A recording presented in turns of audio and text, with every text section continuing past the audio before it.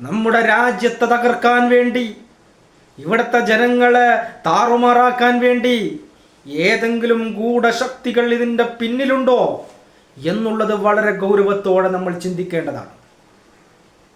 കാരണം ഒരു രാജ്യം തകരുന്നത് എങ്ങനെയാണ്? ബോംബിട്ടത് കൊണ്ടല്ല ഒരു രാജ്യം തകരുന്നത്.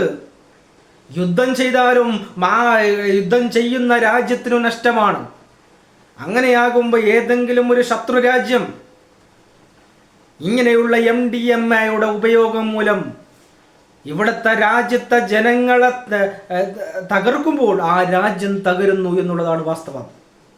ഇന്നത്തെ തലമുറ എന്ന് പറയുന്നത് നാളുകളുടെ പ്രതീക്ഷയാണ്.